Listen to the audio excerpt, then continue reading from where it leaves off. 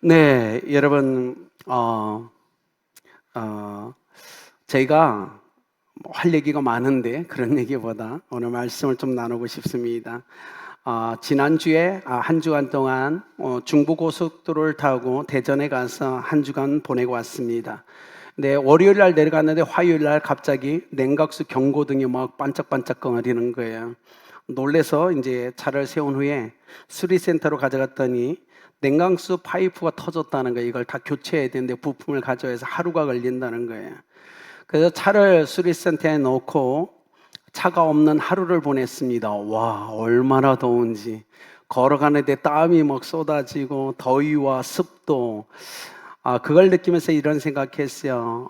이번 여름 우리 성도님들이 더위 먹지 않고 건강하게 잘 보냈으면 좋겠다. 정말 너무 무덥더라고요. 그런 생각을 해봤습니다. 여러분, 우리가 타고 다니는 경부 고속도로가 있습니다. 저게 처음에 건설될 때 우리 서울과 부산 고속도로의 톨게이트였죠. 1970년 7월 7일 날 착공을 한 후에 2년 5개월 만에 완공되어 개통이 되었습니다. 근데 그 에피소드가 있죠. 오산 인터체인지 부분 중앙분리대 가운데 이 고속도로를 조국에 바칩니다라는 한정비가 세워져 있었어요. 그것은 건설에 참여했던 한 건설업체 사장이 이 헌정비를 세우면서 이 고속도로를 조국에 바칩니다. 제일 밑에 자기 이름을 써놓은 거였어요. 문제는 뭐죠? 문제는 자기 돈으로 건설한 게 아니거든요. 국가의 세금을 걷어서 국민의 세금으로 건설되었고 당신은 그 돈을 받아서 한 부분에 참여했을 뿐이에요. 그런데 자기가 자기 돈으로 건설한 것처럼 헌정비를 세우고 그 이름을 세워놨습니다.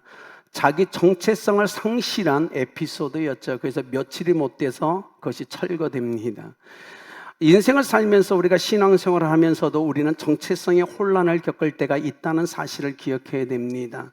그런데 오늘 성경에 그 정체성을 끝까지 지키며 인생을 살아갔던 아주 귀한 믿음의 선배가 우리 앞에 등장하죠. 그는 요한이에요. 우리에게는 침례 요한, 세례 요한이라고 불리는 요한이 등장합니다. 그는요, 제사장 가문에서 태어났어요. 여러분, 우리가 구원받기 위해선 오직 예수 그리스도를 믿어야만이 구원을 받는 것처럼 당시 제사장이 되기 위한 유일한 조건은 제사장 가문에서 태어나야만 되는 혈통이 중요했어요.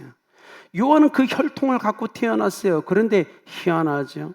제사장 집안의 혈통을 갖고 태어나서 그 삶을 살아갈 줄 알았는데 그가 갑자기 광야로 나갑니다. 낙타 토롯을 입고 석청을 먹으며 험한 인생을 그가 스스로 선택하여 삶을 살아가는 거예요. 야인처럼 살아가는 그 삶. 근데 더 놀라운 건 그가 그 삶을 살아가면서 그 광야에서 외치는 소리처럼 메시지를 선포하는데 그 메시지를 듣기 위해 수많은 이스라엘 유대인들이 그에게 몰려오기 시작했다는 거예요. 놀랍죠. 그래서 요한이 요단강 베단이라는 지역 그 부분에서 사역하면서 침례를 주기 시작합니다. 여러분 아시는 것처럼 구약엔 침례가 없습니다. 세례가 없지요.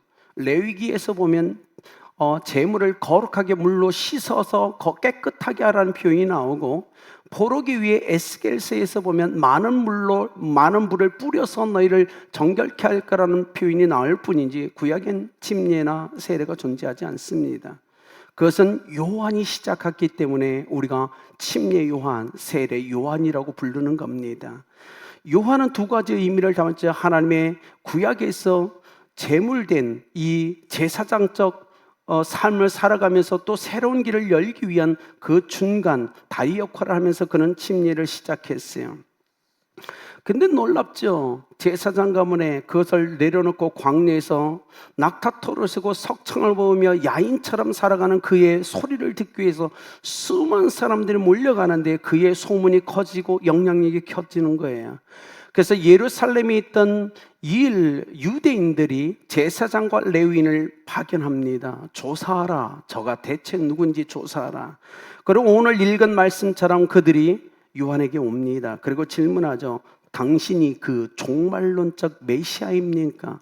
그 마지막 때에 오겠다고 보내주겠다는 그 구원자가 당신입니까? 라고 질문하고 있는 거예요. 그 주님 앞에, 아니 어쩌면 지금 수많은 무리가 있는데 그 무리 중에 일부는 확신했을 거예요. 요한은 메시아다, 저는 그리스도야, 하나님이 보내주겠다는 구세주야라고 누군가는 확신했어요. 누군가는 정말인가? 그래서 누군가는 확인하려고 몰려왔어요. 이 파견자들을 그저 확인하고 싶었어요. 근데 요한이 이렇게 얘기합니다. 나는 그리스도가 아닙니다. 나는 그리스도가 아닙니다. 그분의 올 길을 지금 닫고 있을 뿐이고 그분은 오실 겁니다. 그러니 요한은 사람들이 갖고 있는 잘못된 기대와 관심을 전혀 가지지 말라고 지금 그것을 끊기를 원했어요. 그는 철저하게 얘기하죠. 나는 소리에 불과합니다. 사랑하는 여러분, 기억해야 돼요. 오늘 12차 우리 필리핀 단계 선교 의료팀이 이젠 파송식을 하게 됩니다. 의료팀들은 자기를 자랑하고 한국에서 왔다는 걸 뽐내기 위해서 가르치지 않은 거예요. 제가 정말 원하는 건 12차 필리핀 의료 선교팀은 요한과 같은 소리로서 삶을 사다 사라져야 되는 존재인 거예요. 열심히 섬고 아직 필리핀에 예수를 믿지 않는 사람들의 그 마음의 길을 닦아주는 도구로서 그들이 쓰임받고 난 다음에 그들이 떠난 후에 그곳에 예수 그리스도의 거룩한 역사와 흔적이 남아 주님께만 영광이 되어야 된다는 사실입니다. 그렇기 때문에 자신을 돋보이게서는 안 돼요. 의료 선교 때문에 철저하게 요한같이 자기를 낮추고 겸손하게 오직 주의 길을 닦는 자로서 삶을 마치고 돌아와야 돼요. 그래야 그곳에 하나님의 영광이 드러날 거기 때문에 그래요. 그래서 오늘 읽었지만 23절 요한이 이렇게 합니다. 나는 선지자 이사야의 말과 같이 주의 길을 곧게 하라고 광야에서 외치는 소리다. 구약시대 전령이 도착하던 나팔을 울려 팔렸던 바로 그 소리라고 자기는 얘기하는 거예요. 여러분 기억해 보십시오. 요한의 이 대답이 얼마나 기가 막힌지. 소식이 전해지면 소리는 사라져야 되는 거예요. 오늘 소리가 나는 건 소식을 전해주기 위해서 소리가 나는 거예요. 소리는 사라지고 소식만 남아야 되는 것이에요. 요한은 정확하게 깨달았어요. 나는 소식이 아닙니다. 나는 소리일 뿐입니다. 그 소식을 전하는 소리일 뿐이고 나는 소리같이 흔적없이 사라질 인생이 바로 나의 인생입니다. 그리고 유대인들, 이스라엘 백성이여, 여러분의 삶 가운데는 그 소식이 남아있어야 됩니다. 그러니 나에게 집중하지 말라고 그는 외치고 있는 거예요.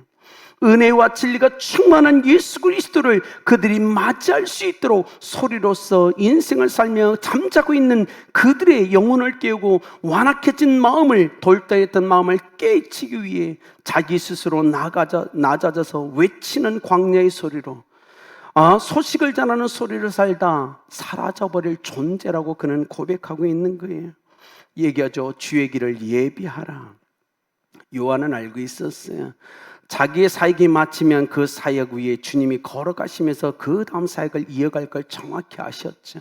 그래서 마태복음 3장 2절 회개하라 천국이 가까운 나라고 외쳤던 요한, 그 뒤에 마태복음 4장 17절에 주님이 동일하게 회개하라 천국이 가까운 나라 메시지를 선포하며 요한이 닦아놓은 그 길로 사람들에게 다가간 사실을 우리는 알고 있습니다. 요한은 한순간에 없어질 소리 같은 그런 거기에 불과한 존재를 알지라도 그것이 하나님이 원하는 삶이라면, 그것이 하나님의 기쁨이 된다면, 그를 통해 하나님의 뜻이 이루어진다면 그런 기쁨으로 만족하며 그 삶을 살기로 결단했다는 사실입니다. 저는 우리 아름다운 교회 성도들이여, 여러분 그 결단이 쉽지 않을 겁니다.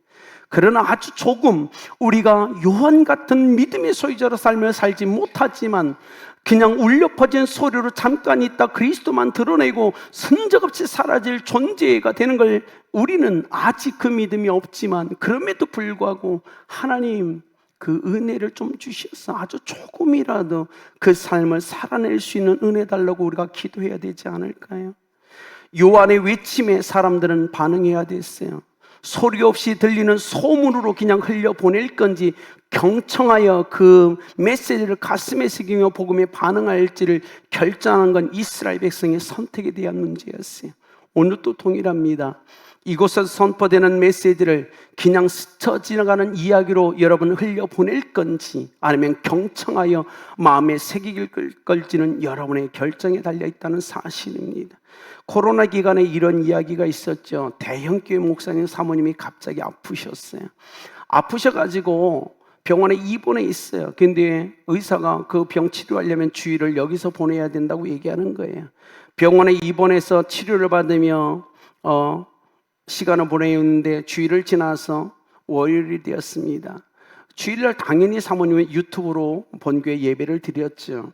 성도들이 월요일날 문병으로 온 거예요. 그리고 얘기하죠. 사모님, 이곳에도 유튜브 방송을 통해서 목사님 설교를 들으니까 굉장히 새롭지 않습니까? 그러자 사모님이 얘기합니다. 정말 좋더군요. 듣기 싫으면 꺼버릴 수 있으니까. 네, 선택은 여러분의 자유라는 겁니다. 자, 요한은 얘기해요. 나는 메시아가 아닙니다. 엘리야도 아닙니다. 유명한 선지자 중에 한 사람도 아닙니다. 나는 그리스도도 엘리야도 선지자도 아닙니다라는 그 대답 앞에 유대인들이 질문하죠. 그런데 왜 너는 침례를 베푸느냐라고 얘기하는 거예요. 성경학자들에 의하면 종말의 때에, 이 세상 마지막 때에 메시아가 임해서 유대인들에게 침례를 준다는 예언이 있었습니다. 그래서 그들은 그 얘기를 한 거예요. 당신이 종말론적 메시아가 아닌가. 근데 요한의 얘기죠. 아닙니다. 여러분, 400년, 신구약 중간기 400년 하나님은 잠잠하셨어요. 어떤 얘기도 안 하지. 그 순간 이스라엘 백성의 영적인 감각가 무뎌져 있었어요. 그래서 요한을 보내서 주님은 400년간 무뎌진 그들의 영적인 마음을 닦으라고, 높아져 있는 마음을 낮추라고, 평평케 하라고 먼저 보낸 거예요. 여러분에게 질문합니다. 여러분의 영적인 감각은 오늘 메시아신 예수님이 이곳에 온다면 맞이할 만큼 깨어 있으십니까? 세상을 살면서 세상에 너무 많은 것들에 우리는 젖어 있어요. 마음을 빼앗기고 있고 영적으로 둔해져 있어요.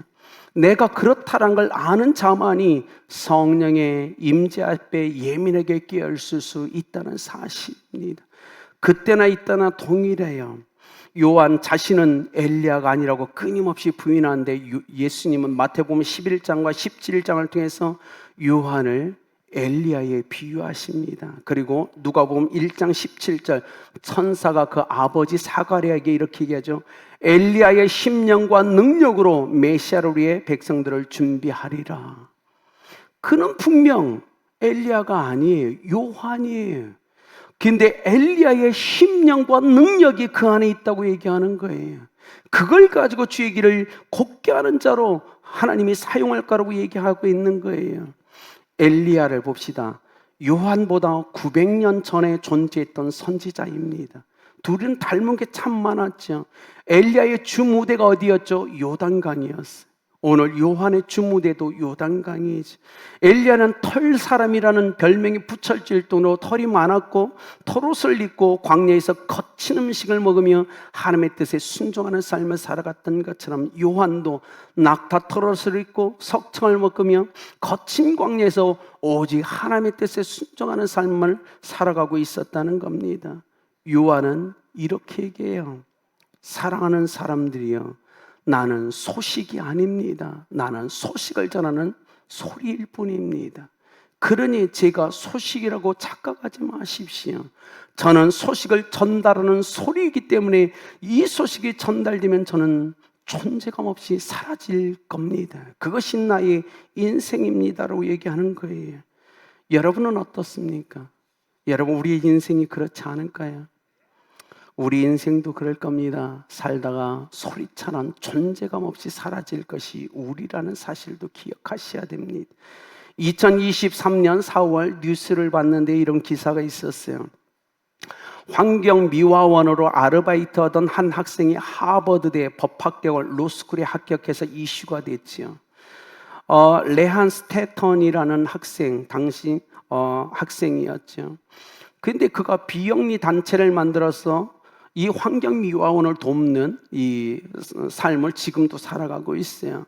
그 이유가 이렇게 얘기죠. 어느 날 자기가 하버드 대학을 들어갔는데 환경미화원들이 막 일하고 있더래요.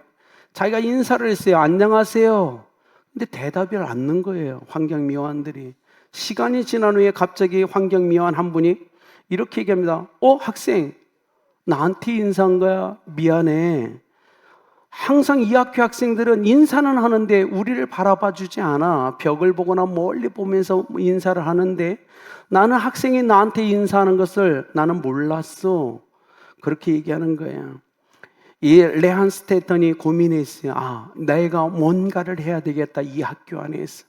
그래서 자기가 아르바이트 했던 모든 돈을 모아서 아마존이라는 전자상거래 업체에서 직불 카드로 100장을 삽니다. 현금이 들어있죠. 100장을 사고 감사 카드를 적어서 100장을 그 학교의 환경미화원으로 일하는 사람들에게 선물로 전부 줘버려요. 그런데 그 선물을 받았던 환경미화원들이 이렇게 얘기하는 겁니다. 우리는 그동안 이 학교 안에서 존재하지 않는 것처럼 취급을 당했습니다 라고 얘기하는 거예요. 인생을 살면서 여러분, 존재하지 않는 것처럼 인생을 사는 게 얼마나 고통스러운 건지 아십니까? 사람들이 있는데 나를 존재하지 않는 것처럼 나를 무시합니다. 제끼는 겁니다. 우리 자녀들 중에 학교에서 그렇게 왕따를 당하는 학생들이 있잖아요. 회사를 출근했는데 그 회사에 내가 존재하지 않는 것처럼 나를 무시하는 것. 여러분, 이게 얼마나 큰 고통이고 아픔인지 아십니까? 설교를 준비하며 하나님, 이 땅을 살아가는데 존재감 없이 취급당하는 사람들을 위로해 주십시오. 상처를 치료해 주십시오라는 기도가 나왔어요. 그런데요, 여기 있는 우리는 그 삶을 넘어서야 된다는 겁니다. 요한이 이렇게 얘기합니다. 요한이, 나는 괜찮아. 세상에 형체가 없는 존재가 없는 사람인 것처럼 세상에 나를 그렇게 취급한다 할지라도 나는 소식이 아니고 나는 소리니, 내가 소리로 살며 소식을 전해주고 소식이 남고 내가 흔적 없이 사라진다 할지라도 그것이 하나님께 영광이 된다면 나는 그 삶을 기꺼이 살아가겠노라. 이것이 이 요한의 고백이었어요. 우리 아름답게 성도님들, 여러분은 어떤 고백을 하시겠습니까? 여러분, 우리 똑같이 소리 같은 인생 아닙니까? 이 땅에 살다가 소리처럼 흔적도 없이 사라질 것이 이곳에 있는 우리 아닙니까? 그러면 어떻게 살아야 될까요? 요한같이 삶을 사는 건 쉽지 않을 겁니다. 우리에겐 그만한 믿음이 없어요. 모든 걸 다 내려놓고 야인같이 그렇게 살 수 있는 용기가 우리에게는 없습니다. 그리고 우리는 욕구가 있어요. 더 잘 먹고 좋은 집에 살고 저 편하게 살고 싶다는 욕구가 우리에게 있지 않습니까? 그러나 쉽지 않지만 하나님, 어차피 이 땅에 존재하는 우리도 소리처럼 흔적 없이 사라질 것이 우리인데 하나님, 우리에게 믿음을 좀 달라고. 그래서 완전하진 않지만 그렇게 몸부림치다 주님을 만나게 해달라고 기도하면 어떨까요? 여러분, 여러분의 인생은 소리와 다를 게 없습니다. 지금 존재하는 것 같지만 어느 순간 존재하지 않았던 것처럼 소리처럼 사라질 겁니다. 더 나가서 요한이 이렇게 얘기하죠. 나는 예수님의 신발끈을 풀기도 감당치 못할 자라고 고백한 것처럼 여러분 중에 누가 감히 예수님의 신발끈을 풀 만큼 자격이 있으십니까? 우리도 요한과 동일하지 않을까요? 우리도 요한과 똑같아요. 우리도 어떻게 그 창조자신 하나님이신 예수님의 신발끈을 풀 자격이 우리에게 있어요? 우리는 없어요. 요한의 고백은 우리의 고백이라는 사실을 기억하십시오. 우리는 이 땅에 살다가 소리 없이 소리와 같이 존재하지 하지 않은 것들은 사라져 버릴 겁니다. 우리는 예수님의 신발끈을 풀기에도 부적합한, 아니 자격이 안 되는 사람이란 사실을 우리는 기억해야 돼요. 그럼에도 우리가 꿈꾸는 건 요한과 같이 요한의 인생 결론과 그 마지막이 오직 복음, 오직 예수 그리스도였던 것처럼 흔적 없이 사라진 그 소리 같은 그 존재 위에 소식이 남아서 인류를 구원했던 것처럼 우리가 그 삶을 살아가야 되지 않을까요? 여러분이 이 땅을 살다 소식만 남겨주고 소리처럼 사라졌을 때 오직 여러분의 인생의 결론과 마지막이 오직 복음, 오직 예수 그리스도만 여러분의 인생에 새겨져 있길 예수님의 이름으로 축복합니다. 그것이 우리가 해야 될 일이라고 저는 생각합니다. 믿음이 없다면 오늘부터 기도하면 어떨까요? 하나님 자신 없어요. 용기 없습니다. 그런 그 은혜를 주십시오. 부정하지는 않겠습니다. 우리 인생이 소리 같은 인생이라는 건 우리에겐 주님의 신발끈을 풀 만한 자격이 없는 존재라는 걸 인정합니다. 그러나 믿음을 주셔서 인생을 살다 우리가 떠나간 후에 우리 삶에 남는 것은 오직 복음, 오직 예수 그리스도만 남을 수 있도록 은혜 달라고 이 시간 우리가 조용히 눈을 감고 기도하면 어떨까요? 조용히 눈을 감고 기도하도록 하겠습니다.